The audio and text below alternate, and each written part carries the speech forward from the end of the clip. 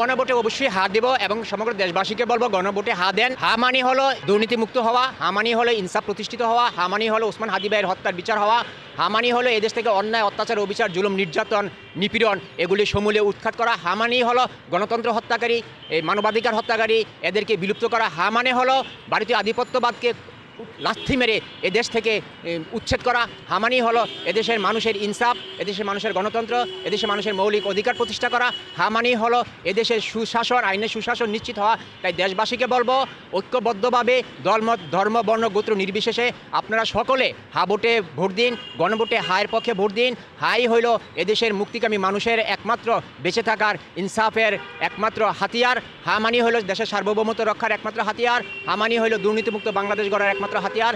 হামানি হইল মানুষের মৌলিক অধিকার নিশ্চিতের একমাত্র হাতিয়ার। তাই দেশবাসীকে বলবো হা ভোটের পক্ষে রায় দিন, হা ভোটের পক্ষে রায় দিন, হা ভোটের পক্ষে রায় দিন। কোনো ব্যক্তিরও একার না, একটা প্রাইম মিনিস্টার যিনি হবেন তিনিও এক ভোট, আমিও এক ভোট। তো আমরা জনগণ ভোট দিয়ে তাকে প্রতিনিধি করে রাষ্ট্রে সংসদে পাঠাবো, আর সেখানে গিয়ে সে তার ইচ্ছা মতন একটা আইন তৈরি করে নিবে, তার সুবিধার তার স্বার্থে একটা আইন তৈরি করে নিবে, এটা তো হতে পারে না। রাষ্ট্রীয় সিদ্ধান্ত নিতে হবে রাষ্ট্রের জনগণকে নিয়ে। যেহেতু কোনো মন্ত্রী এমপি রাষ্ট্রপতি প্রধানমন্ত্রী তো আর একক সিদ্ধান্তের সংসদে যেতে পারে নাই, জনগণের ভোট লাগছে। তো আপনি যদি জনগণের ভোট নিয়ে জনগণের ম্যান্ডেট নিয়ে এমপি মন্ত্রী প্রধানমন্ত্রী হতে পারেন, তাহলে রাষ্ট্রীয় সিদ্ধান্ত নিতে আপনি গণভোট আয়োজন করতে এত লজ্জা কোথায়, এত অবহেলা কেন, আপনার এত অনীহা কেন? তাহলে আপনি ভোট ছাড়া নির্বাচিত হয়ে প্রধানমন্ত্রী হয়ে দেখান এদেশে, আপনি রাষ্ট্রপতি হয়ে দেখান। আপনি যদি গণভোটের বিপক্ষে যান তাহলে আপনি কেন ভোট চাচ্ছেন? আমাকে একটা ভোট ভিক্ষা দেন, আমি প্রধানমন্ত্রী হয়ে এসা করেঙ্গা তেসা করেঙ্গা এগুলি কেন বলতেছেন?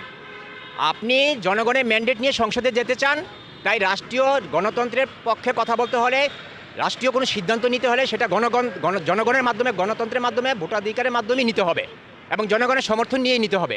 আপনি এককভাবে সংসদে গিয়ে আপনাদের কয়েকজন দালাল, কয়েকজন চাটুকার, কয়েকজন দুর্বৃত্ত এক হয়ে ব্যাংক লুটের একটা আইন পাশ করে সব টাকা বেগমপাড়া পাচার করে দিবেন, আপনার স্বার্থ উদ্ধারের জন্য একটা আইন পাশ করে আপনি আপনার সমস্ত অন্যায় অত্যাচার অবিচার ধামাচাপায় দিয়ে দিবেন, তা তো হবে না। আমরা আপনাকে সংসদে পাঠিয়েছি গণতন্ত্র প্রতিষ্ঠার জন্য, মানুষের মৌলিক অধিকার নিয়ে কথা বলার জন্য, দেশকে পুনরুদ্ধার করার জন্য, দেশের শান্তি শৃঙ্খলা, জনগণের জানমাল রক্ষা করার জন্য। তাই জনগণের পদক্ষেপ, রাষ্ট্রের পদক্ষেপ নিতে হলে আপনাকে অবশ্যই গণভোটের মাধ্যমে, জনগণের ভোটের মাধ্যমে নিতে হবে। এককভাবে নিতে পারবেন না সংসদ সদস্যরা, এই ক্ষমতা আমরা সংসদ সদস্যদের দেই নেই, দিব না। জনগণ এবং সরকার উভয়েরই। জনগণ যদি বোকামি করে যে না আমরা দাসত্বই থেকে যাব, আমরা চিরজীবন গোলামিই থেকে যাব, আমরা চিরজীবন এই মৌলিক অধিকার থেকে বঞ্চিতই থেকে যাব, এরকম গুণ খুম হতে থাকবে, আমরা বিচার পাবো না।